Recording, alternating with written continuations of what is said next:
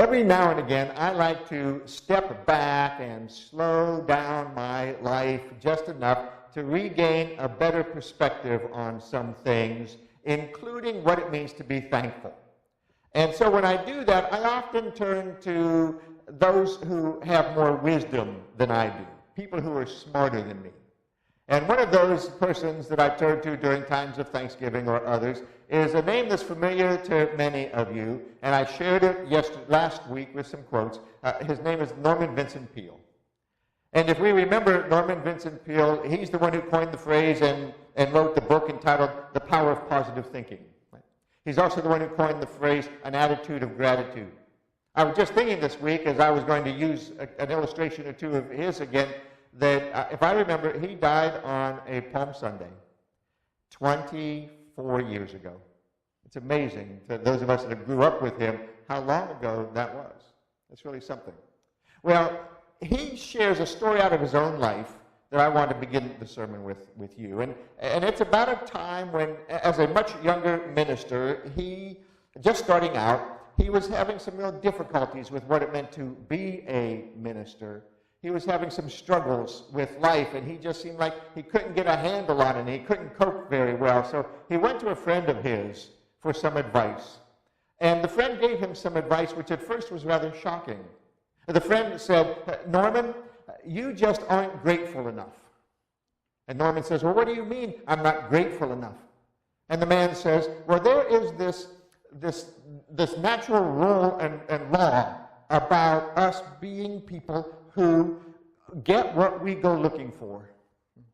And if you go seeking adversity, you are going to find adversity.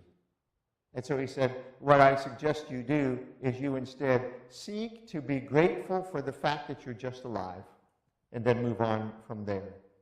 He said, Norman, you just need to stop complaining and instead become a man of thanksgiving. And then he wrote this, and part of the quote is up there. Norman Vincent Peale wrote, half a century later, observing life and people has left me convinced that what my friend said that day is profoundly true. In some inexplicable way, when you acknowledge past and present blessings, that action seems to be the activator of more blessings. And so what I want to do today is to look at 3 choices that we can make that can activate more blessings in your life. Would you like that? Would you like to have more blessings come your way? Well, let's see what we can do about that. The first one is this. Choose to have an attitude of gratitude. Choose an attitude of gratitude. I know that focusing on giving thanks can change a person's perspective, and that changes a person's life. I read the biography of a man, a CEO in business, but early on in his career, as he was just getting his company formed, he went through a period of great depression in which he wasn't even able to go to work. He wasn't able to enjoy his family. Things were just so dysfunctional and discouraging to him in the sense of depression. He went to doctor after doctor after doctor, and none of the doctors seemed to be able to help him, whatever prescription they gave him or so forth. And then finally he goes to a doctor, and the doctor says, I'm not going to give you a prescription, except I'm going to give you some advice. He says, start this therapy. I call it the therapy of thanksgiving. Surely there is somebody in your life that you can think back on who has done something for you that you're thankful for. Why don't you let them know that? Well, the man shrugged his shoulders. He couldn't think of anybody that day. But the next day, as he woke up and he got thinking about that, he said, you know, there was a school teacher, an English teacher, English literature teacher, that opened up for me the door and an appreciation for poetry. And to that very day, he really enjoyed poetry. He says, I'm going to see if I can find her address and send her a thank you note. And sure enough, he found her address, and he sent her a thank you note. Now, she had been a teacher for 40 years and had long now been retired. And he put that in the mailbox, and it did make him feel good for a moment or two. And then 2 or 3 days later, he received in return mail a letter back from her. And her letter completely changed his life. She wrote in that letter, Dear Bill, thank you so much for your thank you note to me. I certainly appreciated and loved being an English literature teacher all of those years. And to hear that I opened up for you the appreciation of poetry, that is so special because poetry is important to me also. But your letter brought tears to my eyes, Bill, and I'll tell you why. In 50 years of teaching and now some 20 years of being retired, this is the first thank you note I'd ever received. He read that, and it has made him feel so wonderful that he had opened a door for this woman that she had never experienced before, that the next day he wrote another thank you note to another friend. And then the third day he wrote another one, and then he wrote another one, and he got to writing 3 or 4 notes a day.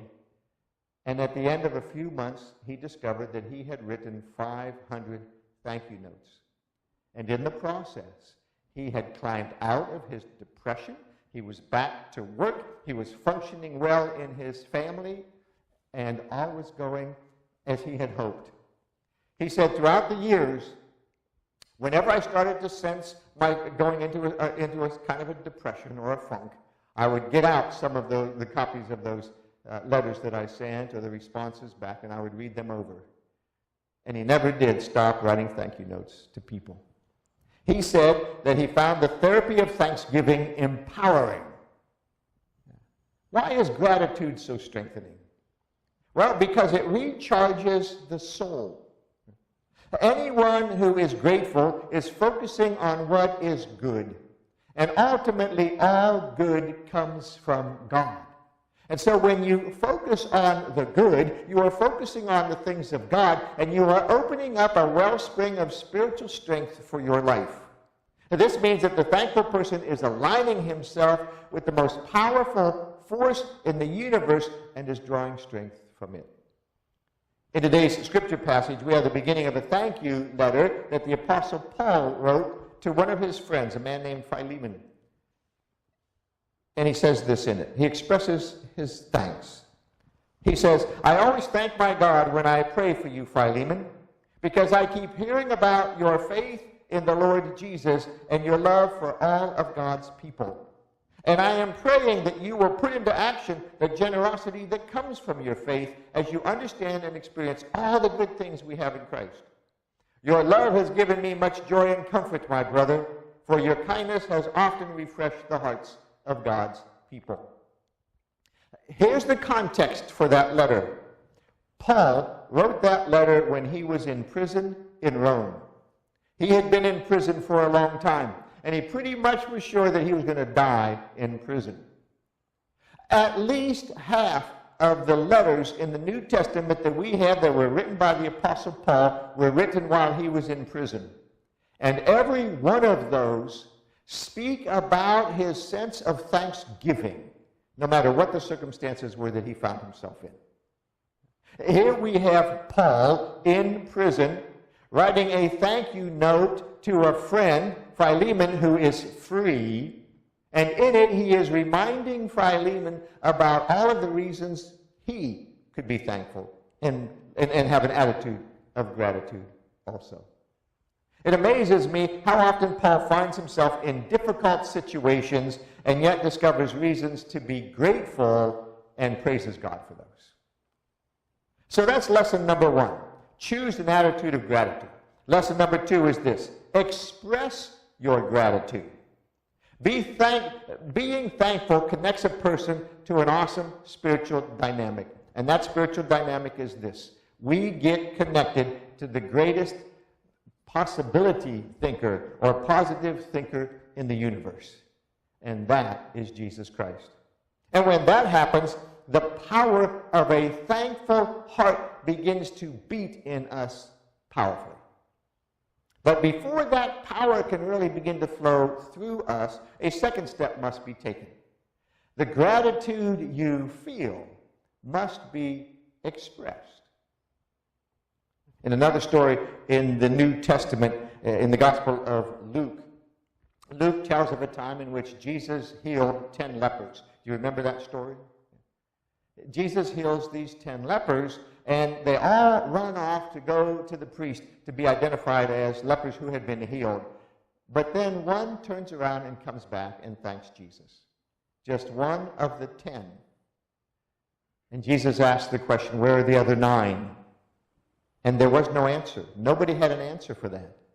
But you could sense that in the midst of there being just silence, there was the question, what went wrong?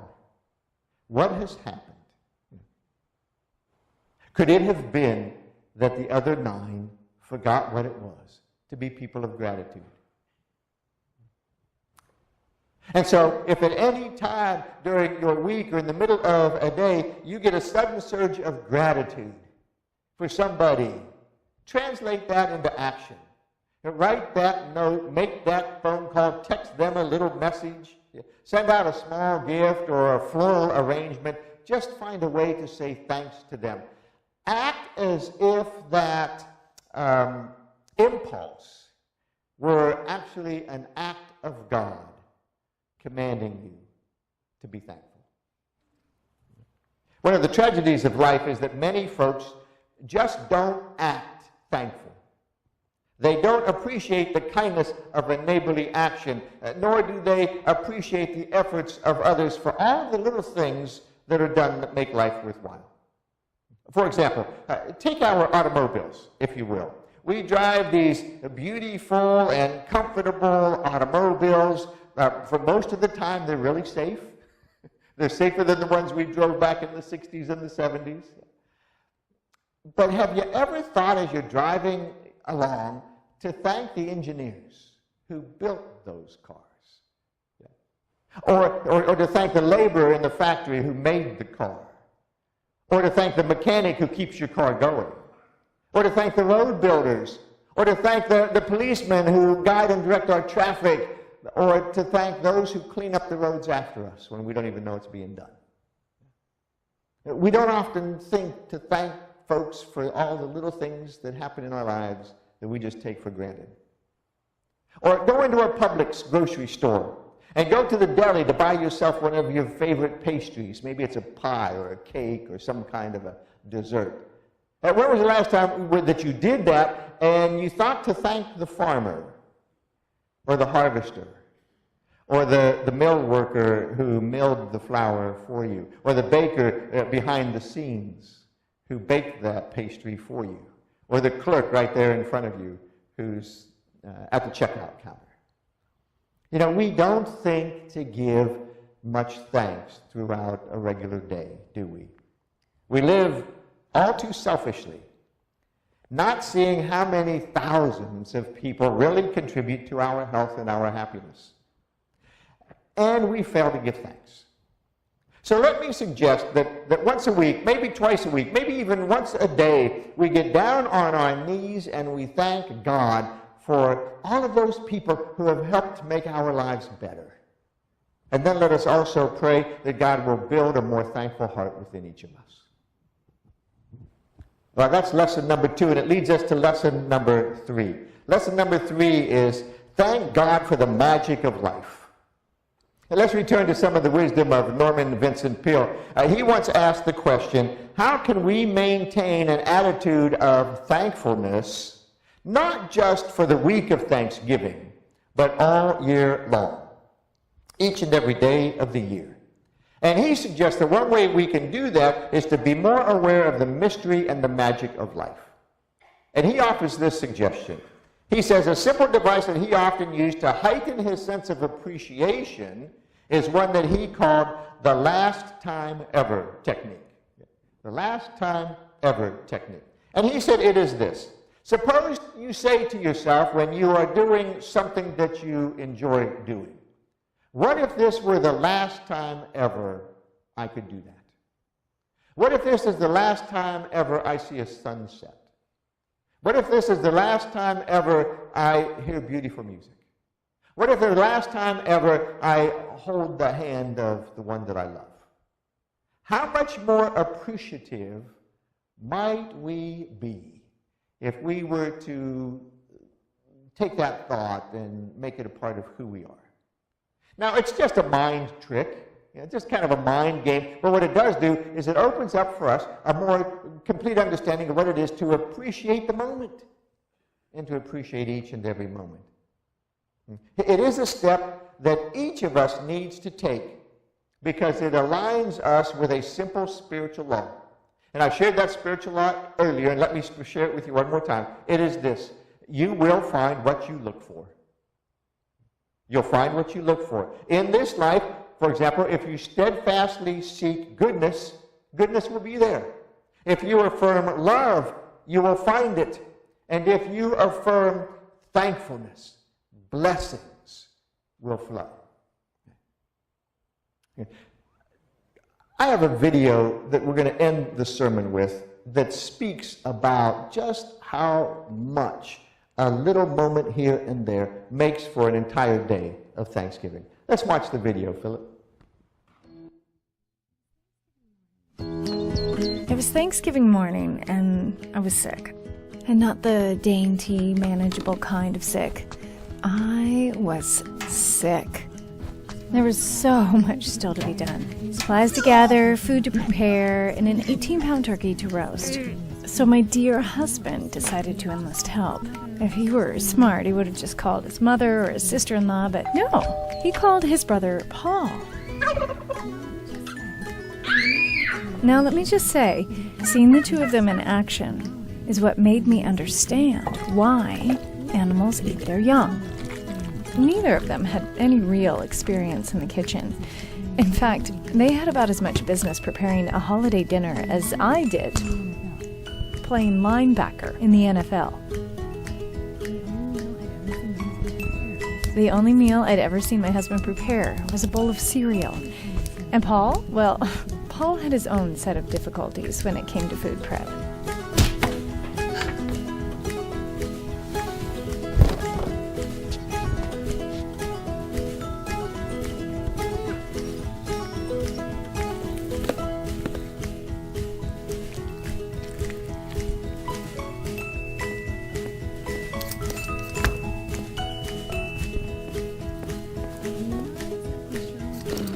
I'm not exactly sure what went on in the kitchen that day, but judging from the commotion, the laughter, and one actual scream, I was pretty sure it was something I wasn't going to be thankful for.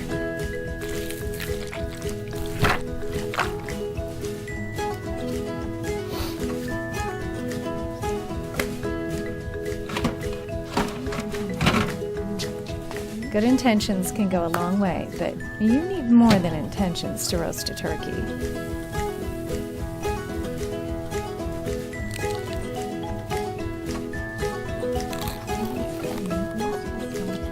On Thanksgiving, most of us stop and reflect on the tangible things we're thankful for. Our health, our family. However, on that Thanksgiving, I didn't have my health, and I couldn't be with my family. I felt alone and somewhat forgotten. Then I remembered a time in the Bible when Moses felt alone. He wanted to see God to try and make sense of his circumstances. In turn, God said he would make his goodness pass right in front of him. And God's goodness was more than enough. I guess the trick is no matter what the circumstance you find yourself in on Thanksgiving, or any day, is to see God's goodness and to thank him for it. Oh, and by the way, that Thanksgiving may have ended up being the best one we've ever had. Thanks to the dinner being overcooked, undercooked, and in some parts raw, our family started the first annual Thanksgiving leftovers food fight.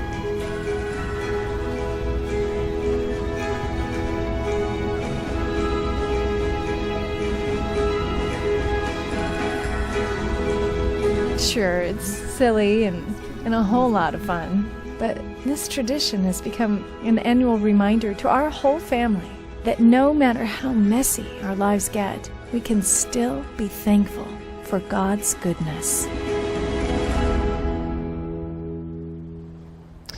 No matter how messy our lives can get, we can still be thankful for God's goodness. And that's not just on Thanksgiving Day, is it? It's each and every day. Now, I want to close the sermon today by sharing with you that which I shared last week, but in your bulletin, I've given you a tool to use. You can find that in your bulletin. It's that insert that says the Gratitude Diary. Let me just remind you, what I did was invited you to every night before you go to bed, write down 3 things about today that you're thankful for. They don't need to be big things. They can be little things, like the sandwich you ate at the restaurant or whatever. But just list 3 things that you're thankful for, and then shoot off to God a little prayer each night. God, thank you for the day that I just had.